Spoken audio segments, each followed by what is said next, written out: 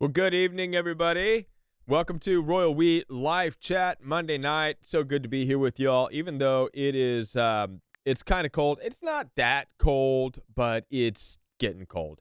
Surprisingly, winter's weird, and I'm looking for the telephone number because I'm going to post the telephone number up here for y'all so people can call in whenever they would like to call in.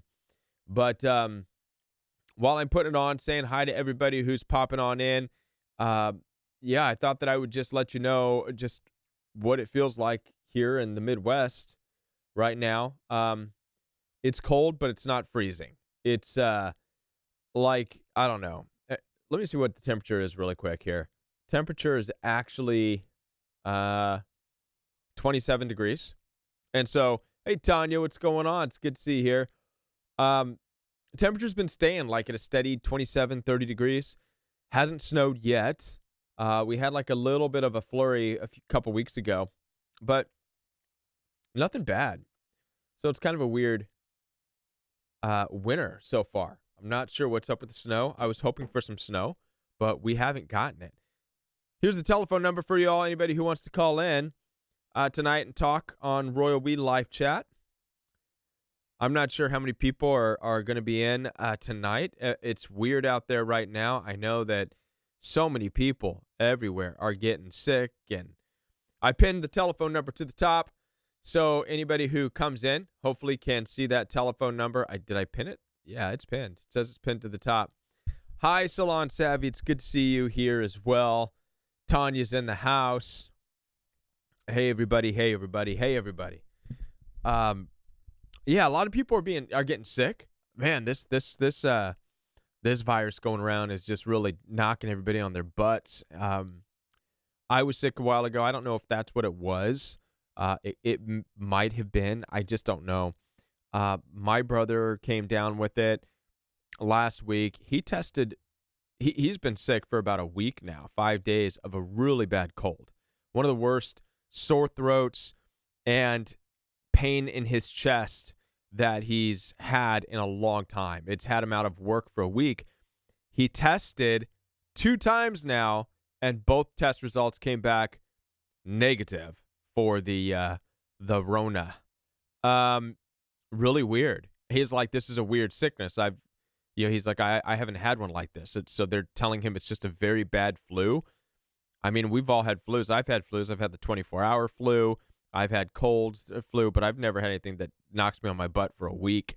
So it's really weird. And you don't know these days if you're getting false positives, positive positives, or whatever else. Anyways, it is what it is.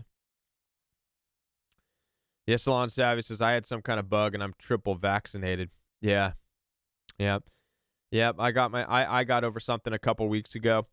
Anyhow, it's out there. It's going around. Hopefully everybody's staying safe and well. It's good to be here with you on a Monday night.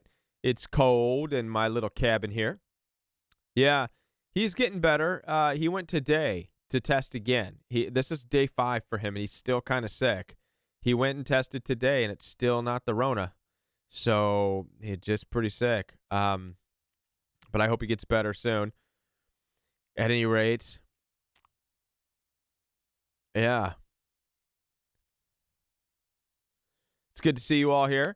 I'm doing I'm working on a video that I'm going to put out tomorrow about what to do with trauma that gets stuck in your mind. It seems to keep you from going anywhere, right? And so I hope it comes across well in tomorrow's video. I am kind of doing a hyper editing video style. Hopefully, I'm pretty sure you guys will all like it. I enjoy doing that. Really, I want to take people into a trip into just how our insides work. We don't often think about the way in which we operate. We tend to think of ourselves as just a person when we're much more complicated than that. We are multiple things in one. And in tomorrow's video, I'm going to talk about being at least 3 separate things: body, mind, spirit, all in which have to communicate, which have their own functions, but have to communicate and have to come to agreements, have to come to terms with things. And when we experience things like trauma, our spirit wants to do certain things, but our mind, it wants to remember and hang on to trauma. And so we have to learn how to come together, how to Again, the idea is to embrace the pain, not push it away. And by embracing it and turning it into a part of you, you ultimately become a stronger version of yourself, more resilient, more prepared, on and on and on. Yeah. So that's going to be tomorrow's video. Crystal Jean says, imagine getting sick during cold and flu season. Hope your brother feels better soon. Thank you, Crystal Jean. Appreciate that. I hope so too. I hope so too. Yeah. Hi, Believe. How are you doing? Yeah. So hopefully you all are doing well. How many of you all have been sick for within the past month or so? Hi, Julie. Julie Tamalo. How you doing? Mark says, I read album about Al Capone. Yeah. No, Believe the phone number is the same every live. It is a number posted at the top of the chat. You'll see it posted up there, and anybody's welcome to call in. Hi, Lindsay. Lindsay made it in. So good to see you, Lindsay. Oh, it's not the same number? Thought I used the same number, Tanya. I tried to. Hi, Deborah. How are you?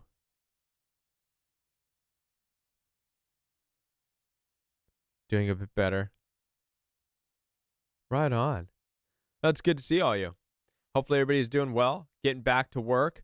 How many of you all made New Year's resolutions, trying to get different things going on for 2022? I know that I've set some things that I'm that I'd like to see happen in 2022. Primarily, I want to move forward different types of videos for the Royal We. I'd like to just go out more, get out of just this cabin and talking. Want to do different types of videos. I'm going to in 2022 start to take, I want to say, the Royal We Fellowship to another level. I want to get out from just doing it online, and I'd like to still be online on Saturday mornings, but actually go and try and share and occupy a space for a gathering here in St. Louis, Missouri. So we'll see how that works. And it's something that I'm going to set out to do this year. And hopefully that'll prove to be a blessing. What's interesting is that it's not, God works funny in people's lives. It's when I think of Royal We Fellowship, initially it wasn't what I set out to do. It just kind of happened. And as I'm doing it, I enjoy it, and I enjoy how people are resonating with the Bible in this particular format, applying it to our understanding of narcissism and abusive people in this world, and it's good for me, it's good for people, and so I never would have thought that I would take off with that, but it's something that I'm feeling more and stronger to do, if that makes sense. Yeah. Hey, Julie Tamalo, it's great to have you here.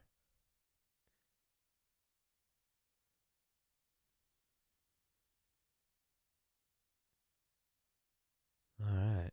Baby girl says, I'm putting Jesus first. Next, work on getting fit and strong. Then procrastinate less. All in baby steps. Those are good. Those are good goals for 2022.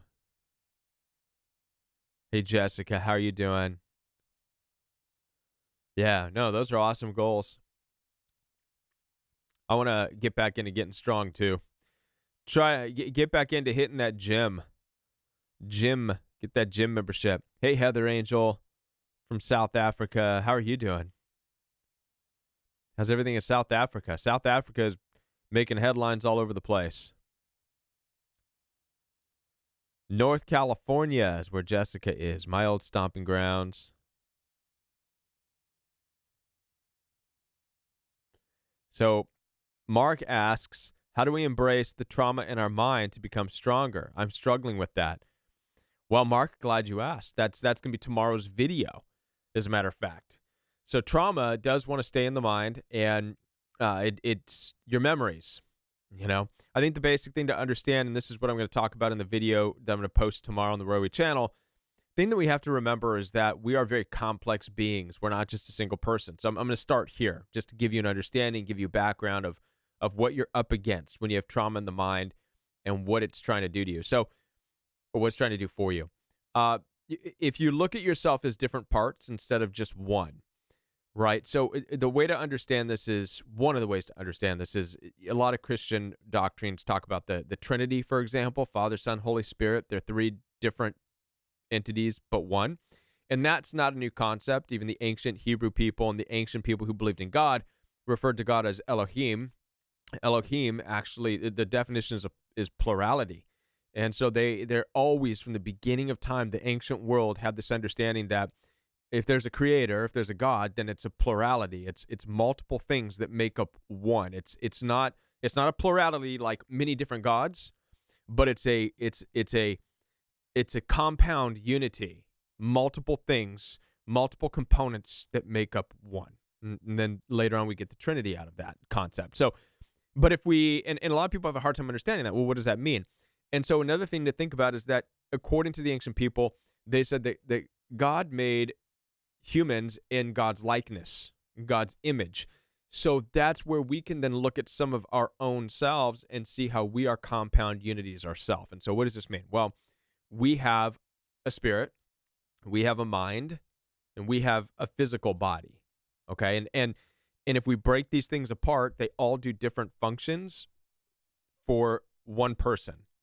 All right. So our body, our flesh, the physical, has its own needs. It needs food, it needs water, right? It needs touch, selfish things, whatever. That's all flesh related. Our mind has different requirements. Our spirit has different requirements. They all do different functions and they work together. So one of the things that happens with trauma is that your mind stores the memories. You store memories of trauma, of abuse, and yet your spirit is still the same spirit. So your authenticity, your energy, the things that you want to do, the desires you have, that's still the same, but it now wars with your mind because your mind has the trauma stored in the memories. And so what has to happen is that your mind wants to make sure that your body's going to be safe, no matter what your spirit wants to do. And this is why a lot of people feel I believe people feel confused. Should I, shouldn't I? Do I want to date? Do I not? Do I want to go? Do I not? And it's that war within. The spirit within you wants to, but your memories and your mind are saying, no, it's dangerous. And so your mind wants to make sure that you're going to be protected. And so ultimately, you're going to have to come to an agreement. Somehow, the different parts of you, your spirit, your heart, your physical being is going to have to come together with your mind, with your memories, and now make an agreement. And this is where I get into telling people, don't try to push the pain away. Don't try to pretend like you weren't abused. Don't try to pretend that evil in the world doesn't exist. And that's the biggest issue. When people don't really move on from trauma, a lot of it's because they're still fighting with believing that evil is real, believing that people, parents, family members, ex-spouses are capable of ugly, horrible things. And that's really what it's at. That's the spirit that's fighting with the mind. So ultimately it has to, and your mind's not going to allow your spirit to win. Every time your spirit says, no, everybody's not evil. You don't have to worry. It's not dangerous. Don't live in fear, all this and that. And you want to go out and do things. Your mind is going to be right there to say, no, don't. I'm not going to let you. It's too dangerous. You still don't get it. And so what ultimately has to happen is you have to come together with your mind. You have to come together with your memories. You have to be willing to make an agreement. Okay, you're right. And that looks like this. It looks like just having that transformational phase where you say, you're right. You can't unsee what you've seen. You can't unhear what you've heard. You can't unexperience what you've experienced. The abuse you've experienced is real. The ugliness, the hatred, the evil, the violence, the hostility that you've experienced in this world is very real. And now you have to come to an agreement with your mind, your body, and your spirit saying, we will now accept it, We'll accept how real this ugliness is, the evil in this world. We accept it, and we will do everything to protect ourselves. We will, above all else, protect our heart. If anything doesn't look right, smell right, seem right, we're out, or we're reacting immediately, right? Type of a thing, right? So we're going back out. We're helping ourselves trust ourselves. So when we go back into any situation, any relationship, we're equipped with the strength and the tools to deal with it right then and there. Because the mind, the memories do not want to allow the body, because of the trauma, because of the hurt, doesn't want to allow the body to go through that ever again, right? And so that's really what it is. It's just coming to an agreement that you start to trust yourself, that you now know, all right, this is what's out there. We think that we don't know how to handle narcissism and abusive people, but really we do. We know how to defend ourselves. We know what to do. It just comes down to first just acknowledging and believing that it's real. That's the biggest problem. It's not that we don't know how to handle ourselves. It's that typically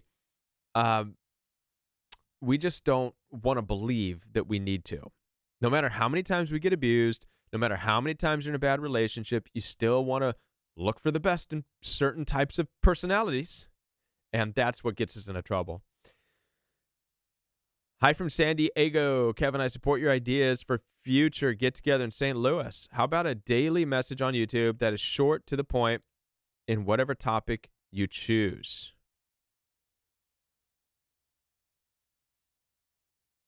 Huh. How about a daily message on YouTube that is short, to the point, in whatever topic you choose? I try to do that.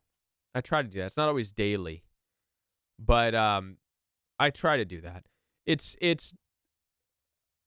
I like to.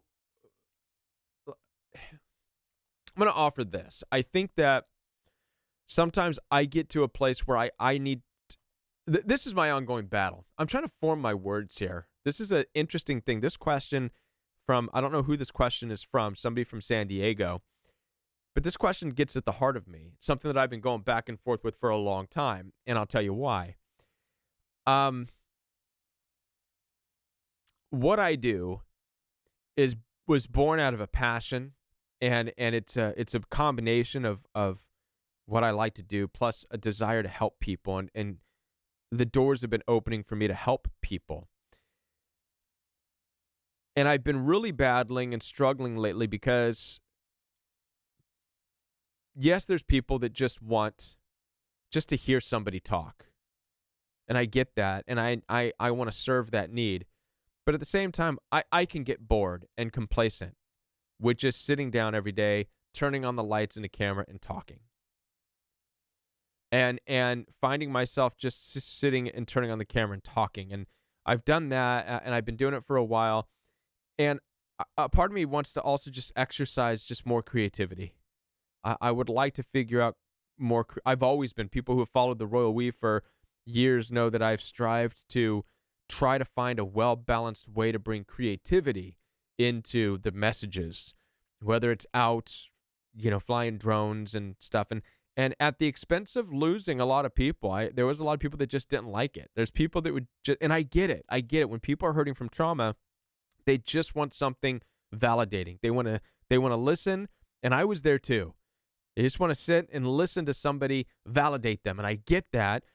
But it's still so hard for me. Even though I get that and understand it, and that's what I needed, it's so hard for me to separate myself sometimes from that need and say, listen, but I really want to also instill hope into people in a different way. I'd like to be able to entertain people as well.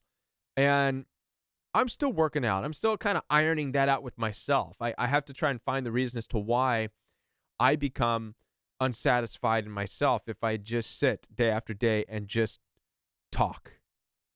And I don't challenge myself outside of that. And I don't know why that is. Maybe it could be a form of self-sabotage in a way. Maybe it's because I know that it sounds too easy to sit and talk, even though I know it's not easy. Sitting down and talking to a camera is very hard. Maybe I'm afraid of failing. Maybe I'm afraid of succeeding. And so I put the pressure on me to do all kinds of other stuff. I don't know. But I appreciate that question. That's something that in 2022, I'm going to be working on is really stabilizing what the Royal We is all about. And which is why I appreciate you all here, because you all give me feedback. Hopefully you can watch the videos. In fact, the past few videos that I posted, one that had Jordan Peterson and Ben Shapiro, another one that was talking about watching YouTube videos, a lot of YouTube videos. How to get the narcissist off your mind. So if you watch those two videos and you look at kind of what I was doing in the videos, the creative aspects of it, the fast-paced cutting and stuff like that, I trust in you guys as well as to if you like those types of videos, if they work or not. So please, leave your comments. This is a place where you can really give me some honest feedback, and I would appreciate that. Your honest feedback on, do videos like that work? Are they helpful? Or are they too distracting, right? Because ultimately, like I said, I'd like to find that balance between helpful and entertaining, but I understand that it's a very fine line, because if I get into the realm of trying to be too entertaining, it becomes distracting and it just instantly loses people. And I don't want to do that. I've been down that road where I've lost people, so I'm desperately trying to find that fine line where I am being enough entertaining to keep people engaged and deliver a good message, but not to the point where they're distracted and they just can't watch anymore.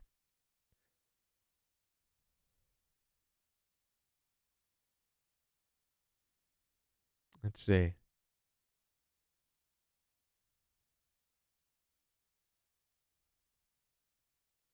Okay.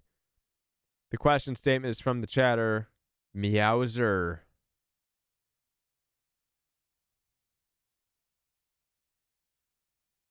Baby girl says, Kevin, I find a lot of times you speak about the very things I'm struggling with. So God is speaking through you to us. When your message is not exactly about me, then it must be for someone else. Thank you. I appreciate that. Deborah says, again, write a book. I'm going to write a book. That's another thing, too. Writing a book, I I would like to. I'm back and forth on that. One, I am horrible at grammar. I never thought of myself as a writer. Two, I question that I need to do that. I'm going to be working on a book soon. Going to be working a book. That's a promise. PW Pizza rocks. Man, I miss PW Pizza. I got to get back over there and have some. Get some chicken wings.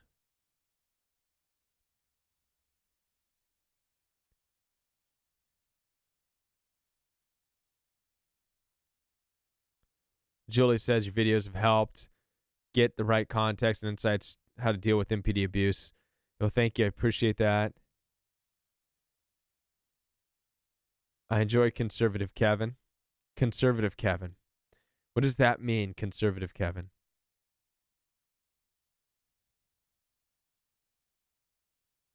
Huh. What does conservative Kevin mean? Someone share with me what they mean by I'm excuse me. I'm wondering if they mean conservative Kevin as in like the conservative video style. I was over there Christmas. Their calzones were so good. Yeah, I missed that. Their calzones are good. Calzones are good. The chicken wings are good. Their pizza is amazing. I mean, PW Pizza. Oh, but here's the thing. Like, I hope you don't, PW Pizza lover, I hope you don't have, or PW Pizza rocks, I hope you don't have like close friends that work there or whatever. But I love their pizza.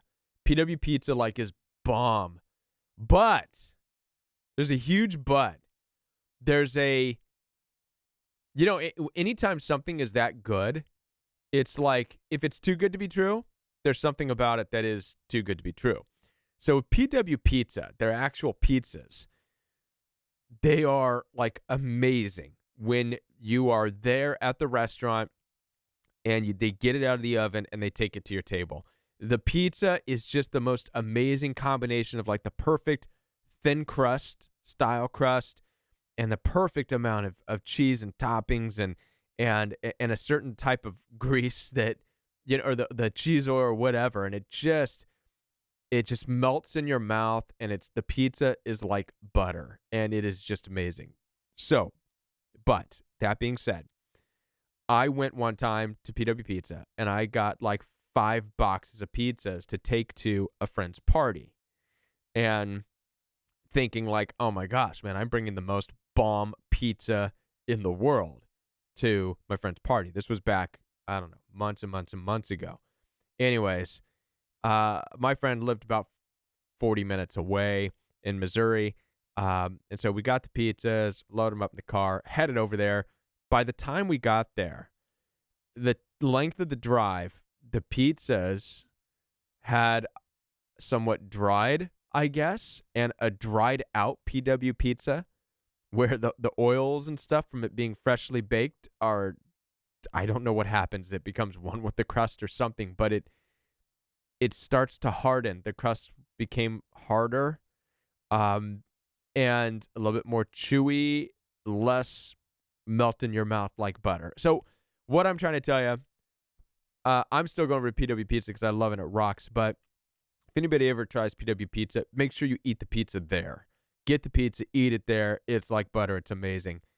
I've tried it a couple times, and also where I worked, we had office parties where they would bring that pizza over for lunch. And as the pizza would set, and we'd go back, and sometimes you have a company lunch, you go and you grab some pizzas. As it sat, kind of the harder the crust got on the pizza. So it just doesn't. My thing is it doesn't keep well. I mean, within 30 to 45 minutes, the pizza kind of changes its texture on you. That's all. Yeah, you can probably put it in the oven. Yeah, I'm sure you could put it in the oven. That's true. Yeah. Anyways, I took a hard left there on talking about pizza with PW Pizza Rocks.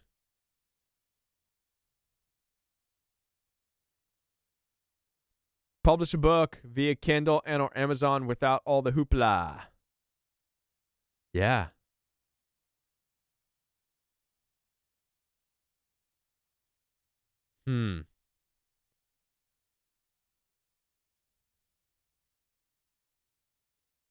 Let's see.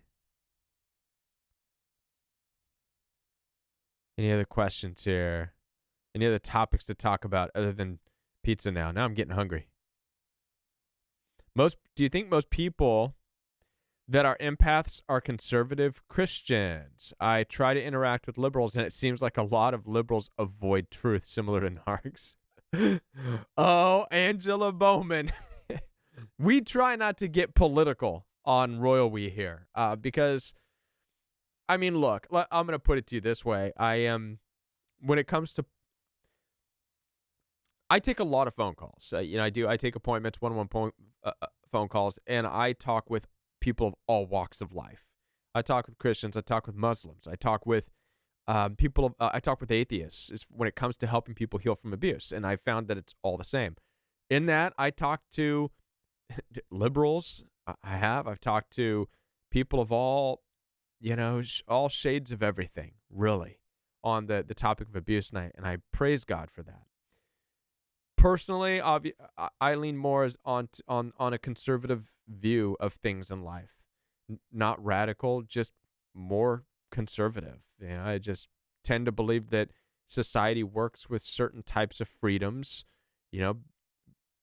given to people, and I've often thought, my first experience. I'll be honest with you, my first experience of narcissistic abuse. What I believed was narcissistic abuse, and it is, happened to be, which was with in-laws. I've talked about this before. The reason it started was the in-laws found out at the time. At the time, I believe Obama was running for president, and they just found out that I was not voting for Obama. I just wasn't. And I wasn't prepared for what was to come. And I get that, my wife's half brothers and sisters family, they're younger, they're of a different generation. They were of the age of the people in college. I've been out of college, so I had no idea. I was hit sideways by this, I guess, so-called war that has been bubbling up in the college. So to me, it just came out of left field. One day thought I was amongst a loving family. The next day I was being called ignorant and asshole and stupid and smartass and judgmental and selfish and thinking I'm better than everybody else. And it wasn't just the night they found out I wasn't voting for Obama. I thought, and I shrugged that stuff off, no big deal. And then the next time we went over there, more hard stares. They were sitting across the room from me. They weren't, and it broke my heart. It devastated me. I had no idea what was going on. Like I said, I never believed politics was a big deal like that. And I think that for a lot of people, that's where they fall into. They just didn't get it. Nobody expected that. I guess it was always bubbling under the surface, but we just get caught up living our lives. We believe the best in people. We believe we want to love. And then all of a sudden, to see an entire family kind of oust you, not only oust you, but just criticize and ridicule, demean, devalue, and disrespect you. And so to answer the question, my first experience, what really pushed me into researching narcissistic abuse, which to me is an all-out attack that just wasn't warranted. I get if they're learning in schools that certain conservative values are horrible or whatever. But to me, I'm a person. I'm a human being. I don't believe I did anything to them to deserve to be cussed at, called names, attacked, bullied, thrown out. And they were. At times where they got in my face and stuff. I mean, they became hate-filled. It's the first time I saw that type of hate. And it crushed me. It crushed me. And the royal we began at some point because I was researching why. And I still didn't get it, even when it was going on. I was researching things like, why do your in-laws hate you? Why do you not get, but as time went on, I realized what started it. I had to really look back. When you leave abusive relationships, sometimes you can look back. There's one moment, and I've mentioned this in videos. You'll remember a moment where it felt like something jumped inside of you, something evil, something just angry, something hate-filled. And when I looked at that time, it happened to be right around the time where there was an election and I was the only one of that side of the family that wasn't voting for Obama. And after that, the rest was just downhill, So I hope that answers the questions as far as where I stand on where you typically see the most violence, hostile, aggressive, and a behavior. But then again, but that's just where I saw it. That doesn't mean that it doesn't exist on both sides. I believe that a lot of the fighting that perhaps the liberals do is because they believe they've seen that same type of fighting towards their views for years. I don't know. Personally, I don't remember a time I've been alive where it was okay to burn down buildings and I just don't get it. I don't. But I'm not trying to look down upon it. I want to be somebody who's there and who's understanding of it.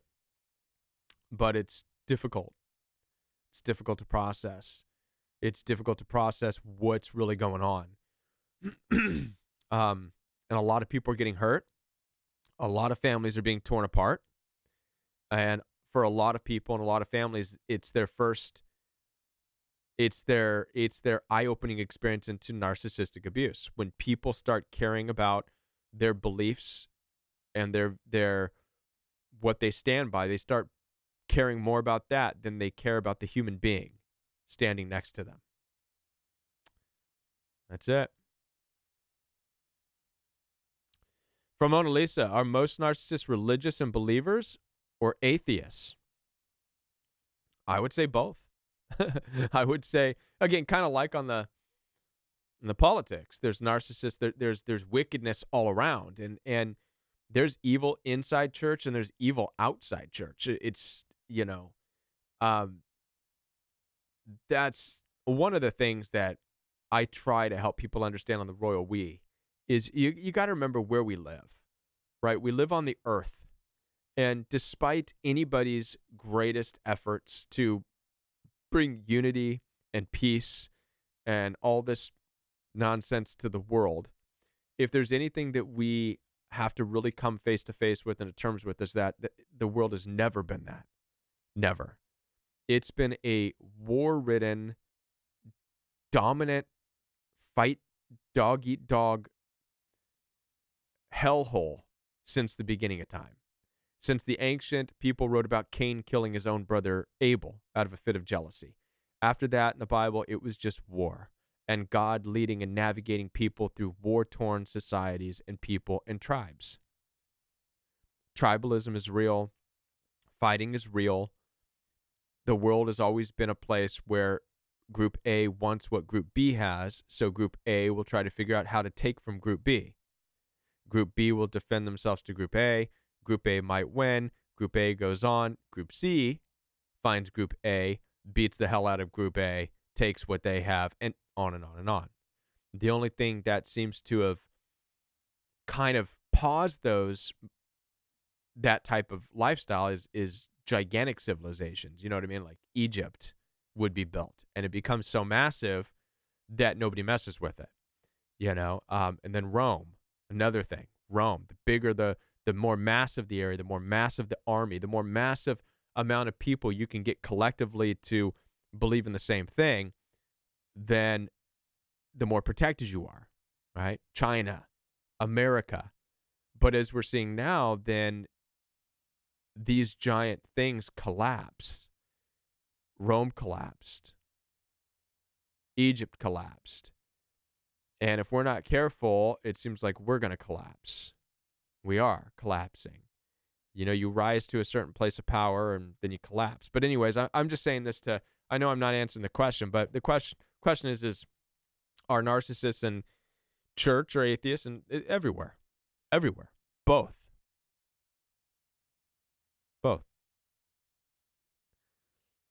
All beliefs. That's it.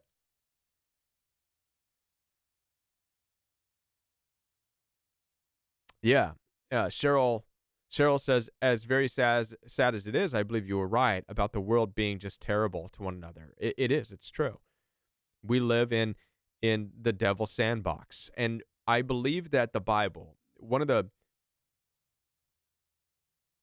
I think what modern Western Christianity was trying to do was build up a message that Jesus loves, Jesus is coming, Jesus saves, trying to get people to love one another. But the message they failed, I believe, to get out there was that you're living in the devil's sandbox. This is not our home. I mean, sure, we hear that from time to time. This is not our home. The world is not my home, and it's not. We're transients here. That's a message throughout Christianity, throughout the ancient world. We're just vessels. We're temporarily here. But what is here? That's what we really struggle to understand. What really is here? Well, if you look at a biblical perspective, according to the ancient Hebrew people, it's paradise lost. It's Adam and Eve kicked out of the sight of God, out of perfection, and put with their face in this dirt sandbox, saying, this is where you're going to exist. This is the cursed ground you're going to live on. And because of my grace, I'm going to give you 120 years.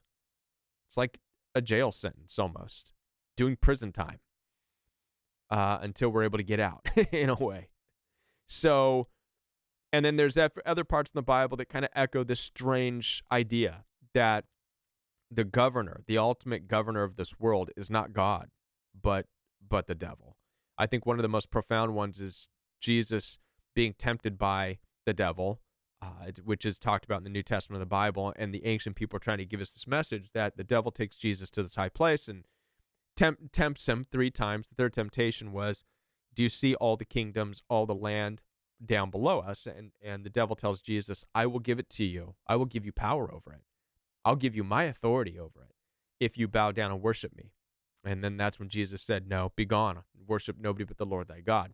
So that indicates to me that in some form, in some way, that the devil has been given authority over the earth. That's not talked about enough. And that makes sense then as to why Jesus came here and had to die and for his people. because this is not, I mean, if it belonged to God, if it belonged to Jesus, he would just come and wiped everybody out, right? But he didn't. So I think there's a huge part of that. You know, we don't understand why horrible things happen, why we're able to be lied to, manipulated, why we're controlled, why this and that. Well, it's because we are.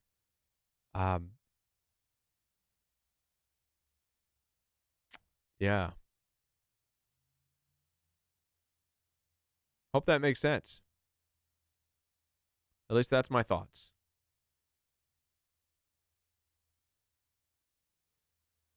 Here's the test where we have the freedom to choose whom we worship. Do we submit to Christ or not?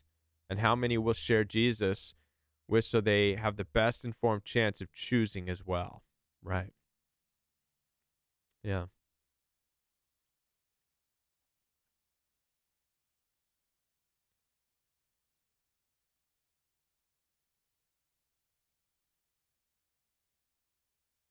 Yeah. Well, I hope you all are doing well, having some deep conversation tonight.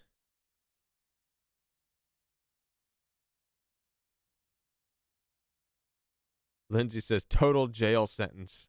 Yeah. Yeah. Baby girl says, yes, Satan was the first narc. Joshua Berkland asks, do you ever feel like time moves differently after trauma? Yes. Yeah. For me, it seems as though my days have been robbed. Time has sped up significantly more fast. Often there's some days it feels like I wake up in the morning and before I know it, it's 4:00 in the afternoon. And I'm, as I've been doing some work, like, how did that happen? I mean, when I was younger, that was an entire day of school plus an after school softball game or kickball game or something like that. Now it seems like I sit down to do something and time is just gone. Time is gone. The days are going by. The months are going by. The years are going by. And that's a hard reality because I can't stop it. I can't slow it down. I can't say, wait, I'm not done yet. I don't have this video uploaded. I don't have this done. Please stop. It's not stopping. It's like time is like this train and it don't stop. That's the weird thing. That's the weird thing for me.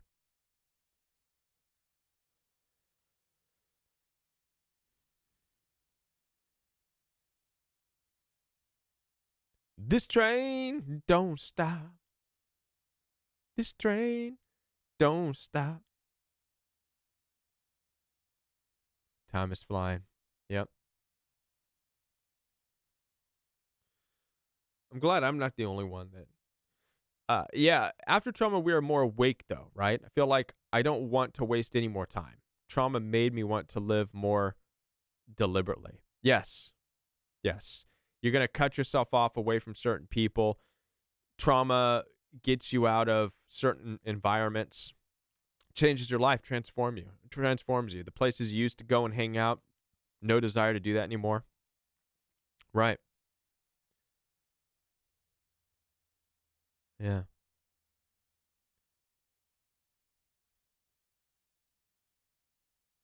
Yep.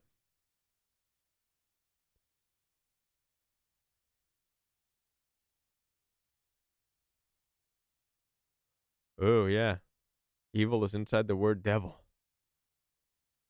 Yeah. Right. Well, listen, all. Oh, I'll answer one more question, and then we'll go ahead and wrap it up tonight. It's 10 o'clock p.m. Central Time here. One question on a depression forum is, do you feel like your body is stuck in mud? I guess you can feel a little bit slower. It's normal. It's fatigue. Your body's drained. Kevin, how do you deal with the constant, why don't you want to see your narc family members question? That's a tough one because I don't. It's, well, I would say who's asking? Really, it's a weird question to be asked by anybody. My first question would be, who are you and why do you care? Why does it matter to you? If it's a family or a relative or a cousin or something who wants to know, why aren't you seeing these people? I just flat out say, we don't get along. It's not a healthy situation. I don't want to be there. I don't want to be around that. Don't want my family there. That's why. And they can say, oh, well, that's selfish and they're aging and dying. You should never turn your back on family. And I'll just that's not my family. This is my family. I'm taking care of the family I'm responsible for because that's what I'm called to do. And so I'm focusing on what I'm called to do. And that's it. Is that selfish? Absolutely. But I find that selfishness is ultimately what you have to stumble onto if you're going to carve out a life for yourself here. You have to balance that and accept that it's going to take some selfishness. Because if you're not selfish, then you are just going to give yourself and extend yourself and exhaust yourself and break your back for other people who you are eventually going to discover don't care about you. That's just the truth. It's not a bad, that's not trying to be a Debbie Downer there. That's just the truth. Anyways, I'm going to go ahead and sign off.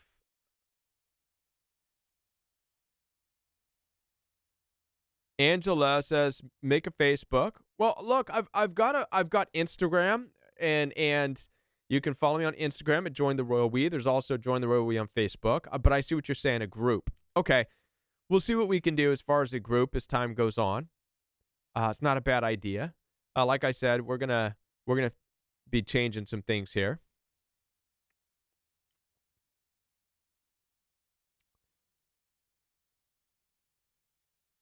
Well, in the new year, 2022 is gonna bring some good stuff. All right. Bye, everybody. Have a great night. Blessings. Mwah. Look out for a video tomorrow on the Royal We. It should be an entertaining one for you. Let me know your thoughts on it. And we'll be back next Monday night on Royal We Live Chat. Have a great week, everybody. Bye, Tanya. Thank you for everything you do, Tanya. Hey, give a shout out to Tanya for everything she does for us. She is a staple that holds the Royal We Chat pages down. Thank you, Tanya. Appreciate you. Appreciate you all. Have a great night, everybody. Bye-bye.